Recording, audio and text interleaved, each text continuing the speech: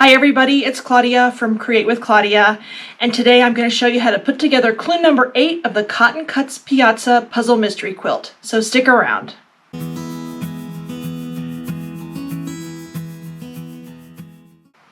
I can't believe it, it's already month number 8 of the Piazza Puzzle Mystery Quilt. I really appreciate Cotton Cuts asking me to help blog along with this one. It's been so much fun. I'm doing the Maggiore colorway. I'm doing the small version of the quilt.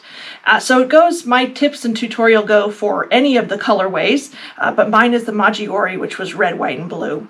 So we're putting it together this month. Clue number 8, there are 2 sections to it, and it's pretty easy this month. Lots of half square triangles, and that's the only hint I'm going to give you. So stay tuned. I'm going to start that right now.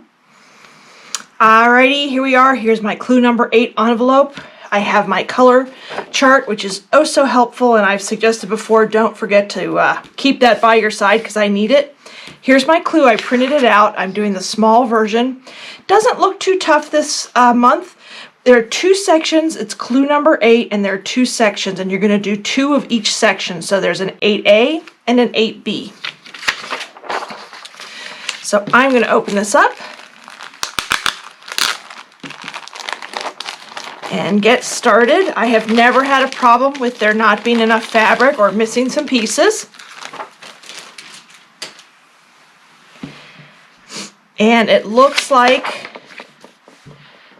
that's good this month too. I'm going to set all these aside. Oh, they're so pretty. I'm just loving the colorway I chose this time. So the first thing we need to do is we're making lots of half square triangles this month. And if you watch me or know in the past videos for these puzzle mystery quilts, I love half square triangles. They are pretty much my favorite unit in quilting. So I always have fun making half square triangles. I don't know what it is about them. I just love them. So for this one, we need these small triangles of fabric C, which in my case is white, and the small triangles of fabric D, which in my case is red. And it looks like we are making, let me just double check, yes, we're making 6 of these units. So you need 6 of C and 6 of D, and you're just going to make half square triangles, and you're going to press towards D, in my case the red. So that's what we're going to do first, and using again that 1/4 inch seam allowance the whole time. Sorry about my bandage, I cut my finger in the kitchen yesterday and it's not healing like it should be, so I got to check on that. But anyway, you're going to make 2 of these, a 1/4 inch seam allowance down there, and press towards the fabric D.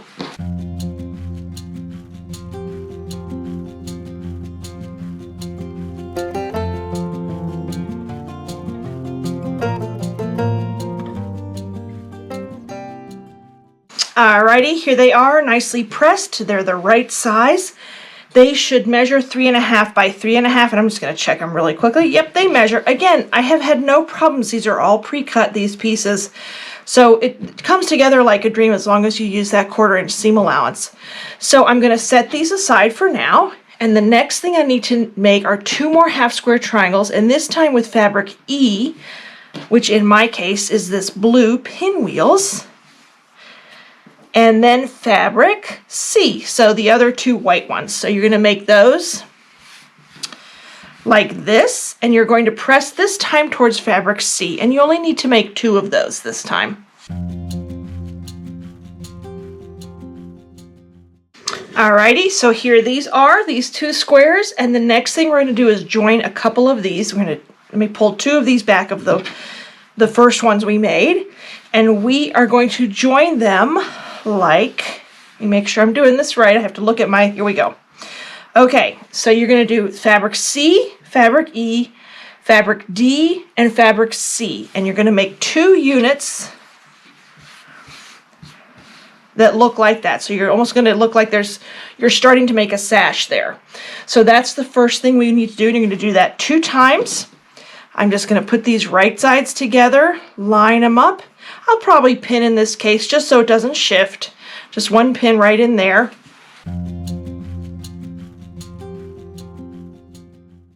Alrighty, there are my 2 units, and I think I forgot to mention you want to press towards D. In my case, it's that red fabric.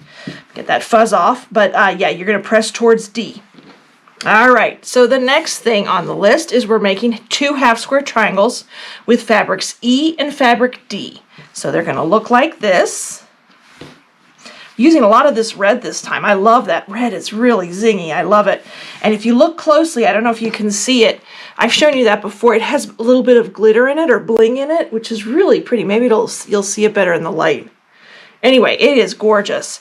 And this also has some bling in it too. A lot of these fabrics do. But anyway, we're going to make 2 more half square triangles using fabric E and fabric D, and we're pressing towards D.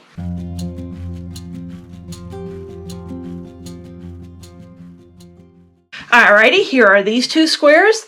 And next up, we are doing fabric F, which is this pale blue in my case, and the remaining 2 squares of fabric D.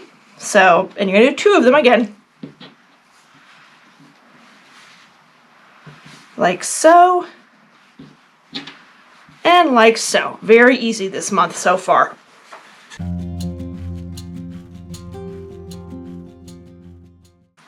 All right, here are these, and I press towards D in this case. And now you're going to bring back those other 2 half square triangles you made. And let me make sure I have these in the right order. Yep. Oh, whoops. Nope. Here we go. This is how you want to sew these 2 together. You're, again, making pairs like you did just a minute ago. So, again, this is why you always want your pattern handy nearby. So, F, D, E, D. Yep, that's what we're going to do. And this time we're going to press, once you join these pairs up, like on this edge, you're going to press towards fabric D.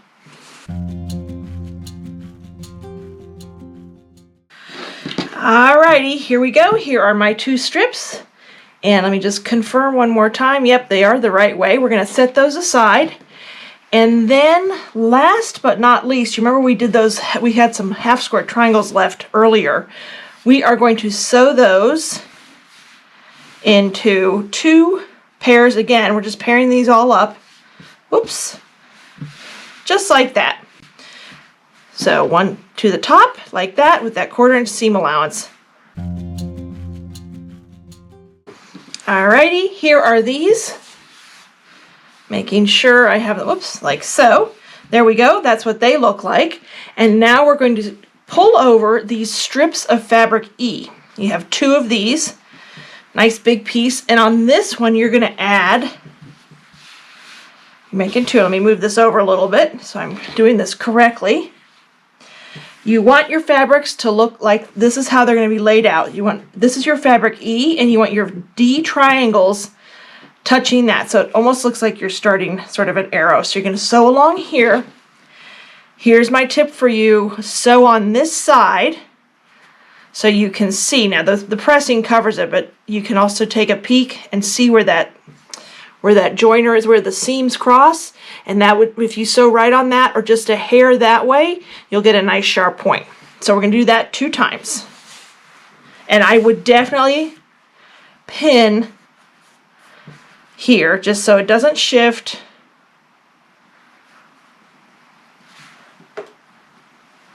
I'm not a pinner, but in this case I am. So that's what we're going to do.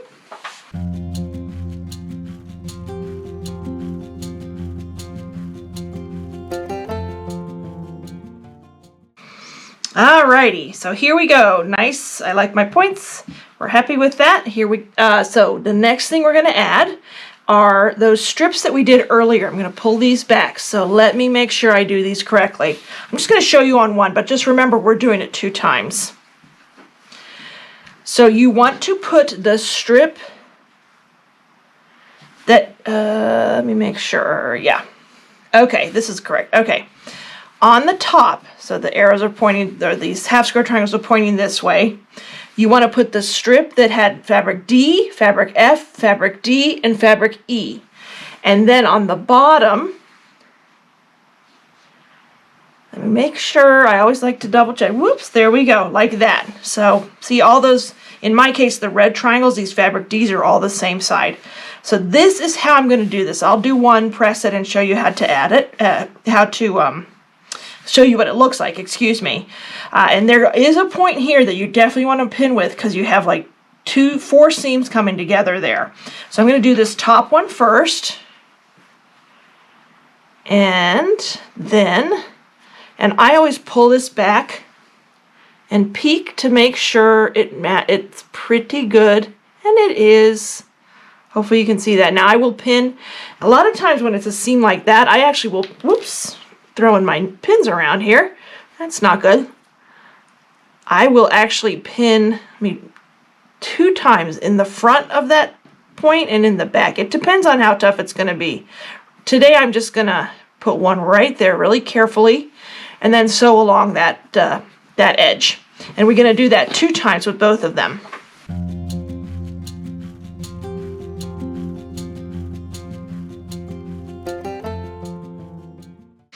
Alrighty, so here are my 2 units that look like that, and they look the same, which is good to make sure I did them the right way. And then we are going to add that second section to the bottom of each of them. Let me make sure I lay them. I like to lay my pieces out before I start sewing them. And they look good, so I'm just going to add that to the bottom.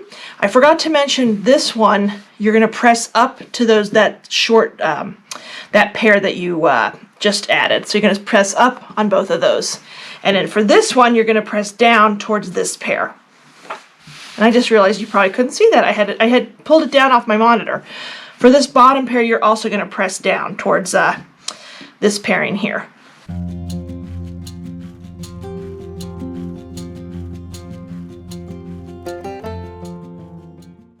Alrighty. So here we are. Here are the 2 sections, 2 units of, this is section 8A. So those are done. I'm going to put those aside, and there's a section 8B, which is very easy. This month, but they took it easy on us, which is always nice. That's, again, one of the great things about this program is how easily these come together, and in 10 months, you have a full quilt. I'm doing the small version, but you can also do a larger version. So for section 8B, you need the 2 larger, or medium, excuse me, I think they're the medium, let me make sure, large triangles of fabric, in my case fabric C, in my case it's the white one. And then you're just going to add these small triangles of fabric F to each side. Now, I'm not going to stop in between so you can see, I'll film how I do it, of course, but the tip here is going to be, and I'm actually going to switch these 2. This has a lot more navy or dark blue in it, and I just want to make sure they both have some of that in there. That's just my personal preference. So you're going to add 1 to the right side and 1 to the left side. Add them to the right side first, or left side first, either one, and then press out towards F, this fabric, the small triangle, before you add that second triangle. That's the only hint with this one.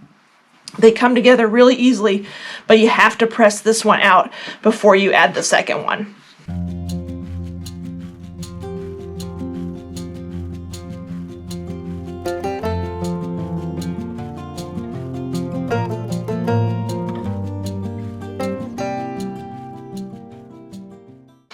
Alrighty, here are my 2 section 8Bs. Very easy this month to do. I love it. Love the way these turned out. Let me bring back the other ones too. This is section 8A. Remember, this is my other tip to you. We did 2 of each. You want to pin those together or clip them together, whatever you want to do. And make sure you label them so you don't forget when we put the quilt together what piece is what. In fact, I need to go back because I think there's still one that the clip fell off of, so I need to pin the number on and make sure I put it together correctly. This was clue number 8, 8A and 8B. I can't believe it. There's only 2 more months to go.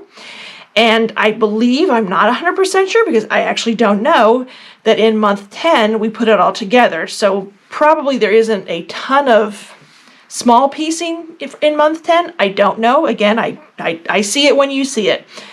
So join me next month for clue number 9, and that would be in the beginning of April, and then in May we put it all together, and I can't wait to see this one. I'm excited to see what it looks like. I love a good mystery quilt, and this one from Cotton Cuts definitely is a great one and easy.